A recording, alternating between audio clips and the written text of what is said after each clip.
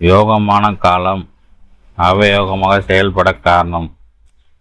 சிலருக்கு பிறந்த கால ஜாதகப்படி யோகமான திசை நடைபெற்றாலும் யோகத்தை பரிபூர்ணமாக அனுபவிக்க இயலாம அவதியுறுகள்.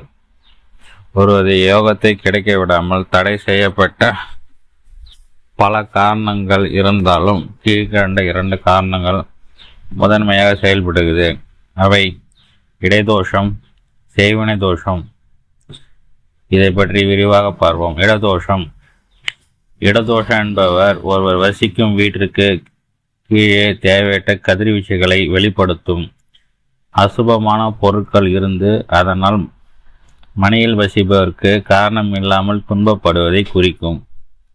ஒரு மனையில் இறந்து சிறு பச்சில குழந்தையை புதைக்கப்பட்டு இருந்தாலும், இறந்த நபர்கள் புதைக்கப்பட்டு இருந்தாலும், நாய், பூனை போன்ற விலங்கினங்கள் புதைக்கப்பட்டு இருந்தாலும், மாந்திகரால் மந்திர உரு ஏற்றப்பட்ட சுடுகாட்டு சாம்பல் அல்லது பிணத்தின் எலும்பு எச்சங்களை மனையில் மேலே அல்லது மனையின் கீழே இருப்பது போன்ற காரணங்களால் அந்த மனையில் சல்லிய தோஷங்கள் ஏற்படுத்தி அதில் வாழும் நபர்களுக்கு நிம்மதியின்மை ஏற்படுத்தி அவர்களின் முன்னேற்றத்தை தடுத்து விடுகிறது.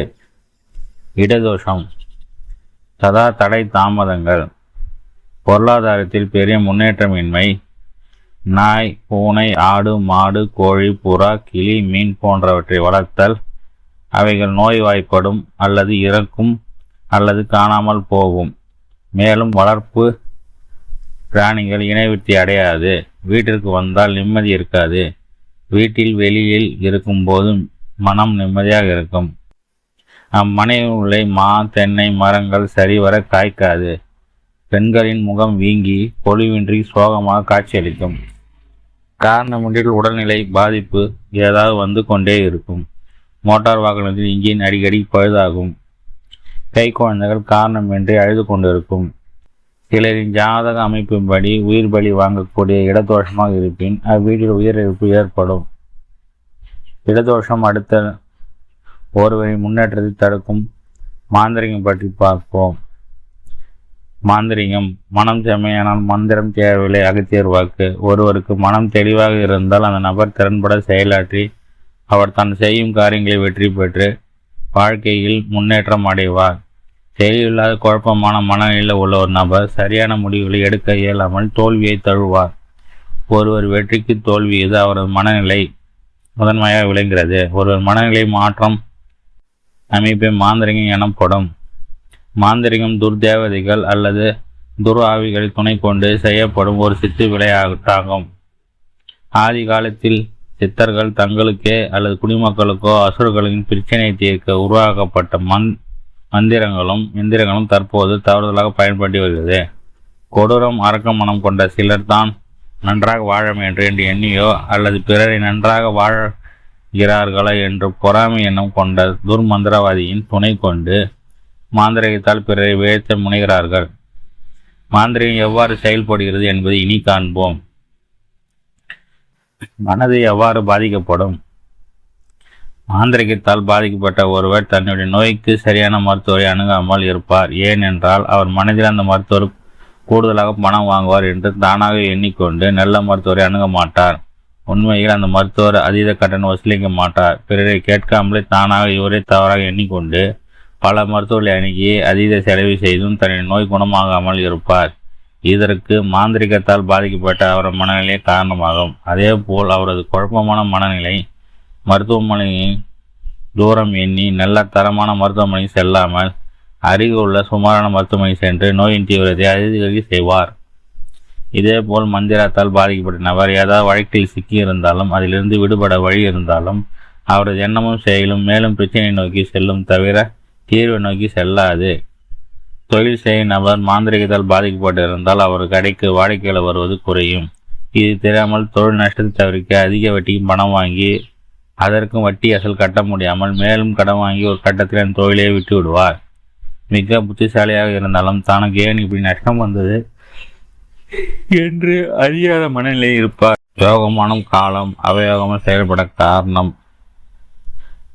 பகுதி 2. ஒருவருக்கு யோக பலனை அவருக்கு கிடைக்க விடாமல் தடை செய்ய பல காரணங்கள் இருந்தாலும் கீழ்கண்ட 2 காரணங்கள் முதன்மையாக செயல்படுது. அவை இடதோஷம், செய்வன தோஷம் என்று பார்த்தோம். இடதோஷம், வாஸ்து தோஷம் எவ்வாறு தன்மை கொண்டவை? வாஸ்து தோஷம் என்பது பஞ்சபூத சக்தி ஓட்டத்திற்கு எதிராக ஒரு நிலத்தின் அமைப்பை இருப்பது, அல்லது ஒரு நிலத்தின் மேல் கட்டப்பட்ட கட்டிடத்தின் அமைப்பை பஞ்சபூத சக்தியை ஓட்டத்திற்கு எதிராக இருப்பது ஆகும். வாஸ்து தோஷத்தை கண்களால் உணர முடியும், ஆனால் இடதோஷத்தை நம் கண்களால் பார்க்க இயலாது. கண்களால் காண இயல இடதோஷத்தை பிரசானத்தின் மூலம் எளிதில் அறிய முடியும். வாஸ்து தோஷத்தை காட்டிலும் வீரமிக்க ஒரு தோஷமாக இருப்பது இடதோஷம் என்று சல்லிய தோஷம் செயல்படும். இடதோஷத்தை சென்று பதிவில் விரிவாக படித்திருப்பீர்கள். இனி ஒருவர் முன்னேற்றத்தை தடுக்கும் மற்றொரு காரணியாக செய்வன தோஷத்தை பற்றி விரிவாக காண்போம். செய்வன தோஷம், செய்வினை பாதிப்பு ஒருவருக்கு உள்ளதா இல்லை என்பதை பிரசன ஜோதிடம் மூலம் எளிதில் அறிய முடியும். கலிகாலத்தில் இது எல்லாம் உண்டா என்று சில எண்ணக்கூடும். உலகத்தில் பல்வேறு நாடுகளில் பல்வேறு முறைகளில் ஏவல் செய்வினை செய்யப்பட்டு வருவது 100% உண்மையானது. ஒருவர் கண்ணுக்கு தெரியாத மாய சக்தியால் பாதிப்பு அடைய வேண்டும் என்ற விதி அமைப்பு இருந்தால் அவர் ஏவல் சூனியத்தால் பாதிப்பு அடைவது உறுதி. பாதிப்பு அடையக்கூடிய தசா புத்தி வந்துவிட்டால் எதிரொலியாக மூலமாக அல்லது பிறகு செய்த கழிப்பை தெரியாமல் தாண்டி விடுதல் போன்ற ஏதோ ஒரு செய்கையால் பாதிப்பு வந்து தீரும். இது போன்ற மோசமான ஈடுபாடுகின்ற நபர்கள் அவர்களுக்கு வாரிசுகள் ஒரு குறிப்பிட்ட காலத்திற்கு பின் கடும் நோய்க்கு உட்படுவார்கள் அல்லது அகால மரணம் அடைவார்கள். செய்த வினை திருப்பி வந்து தாக்கும் தன்மை கொண்டது. மகான்களையும் பாதித்த ஏவல் தோஷம். பாம்பன் சாமி கடந்த நூற்றாண்டில் பிறந்த மிகப்பெரிய சித்த புருஷர். ராமேஸ்வரத்தை அருகில் உள்ள பிறப்பன் வலசை மயான பூமியில் 35 நாட்கள் ஒரு குழிக்குள் தவம் இருந்து முருகப்பெருமானை நேரில் தரிசனம் செய்த மகான். சுவாமிகள் சத்தியமிக்க குமரஸ்தவம், சண்முக கவசம், பகை கடிதல், பஞ்சாமிர்த வனம் போன்ற 6606 பாடல்களை இயற்றியவர். சுவாமிகள் வாழ்வில் செய்வினம் ஏவல் குறுக்கிட்டது. சுவாமிகள் சிதம்பரத்தில் வாழ்ந்த காலத்தில் நடராஜ கோவிலில் 108 உபநிடத்தங்களை சமஸ்கிருதத்திலும் தமிழிலும் விளக்கம் அளித்து சொற்பொழி ஆற்றி வந்தார். அப்போது சாமிகளை வாதத்தில் வெல்ல இயலாத பொறாமை கொண்ட சிலர் சாமிகளை வீழ்த்த ஏவல் செய்தனர். முருகன் அருளால் சாமிகளுக்கு ஏவல் செய்த நபர் அகால மரணம் அடைந்து விட்டதாக குறிப்பிடத்தக்கது. இதுபோன் மகான் ஆதிசங்கரும் தனக்கு வந்து ஏவல் பிரச்சனை சரி செய்ய திருச்செந்தூர் செந்தில் ஆண்டவர் முன் சுப்பிரமணிய புஜகம் பாடலை இயற்றி வழிபட்டு தனக்கு ஏவல் ஏற்பட்டது. காச நோயில் இருந்து விடுபட்டது போல் பாம்பன் சாமியில் இயற்றிய பகை கடிதல் என்ற பாடலுக்கும் எதிரி தொல்லை அகற்றும் சக்தி வாய்ந்த பாடலாகும்.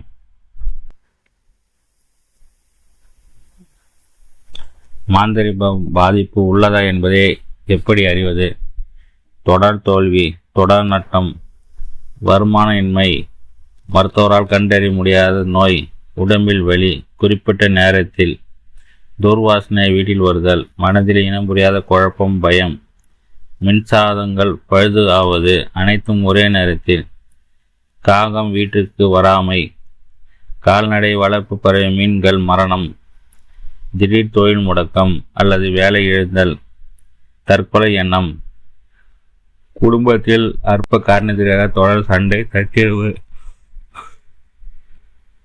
குடும்ப உறுப்பினர் கண்டாலே வெறுக்கும் மனநிலை, வீட்டிற்கும் தொழில் செய்யும் இடத்திற்கும் செல்ல விருப்பமில்லாத மனநிலை, தொழிலை கருவிகள் வாகனங்களில் யாரும் கண்டறிய முடியாத பழுதுகள், சாப்பாட்டில் ருசு வராமை, சாப்பிட விருப்பின்மை, அடிக்கடி இரத்த காயம், கீழே விழுதல், குடும்பத்தையே மறந்து விடுதல், சாமி கும்பிட நினைத்தாலும் கும்பிட முடியாமல் தடங்கள், தூக்கம் வராமை, வீட்டில் மரம் செடிகள் கருகும் காய்க்காது, உங்கள் சொத்து இருக்கும் இடத்திற்கு செல்ல விருப்பமின்மை அல்லது அங்கு போக தடங்கள், புத்தி பேதலித்து பிற யோகமான திசையும் அபயோகமாக செயல்படுவது ஏன்?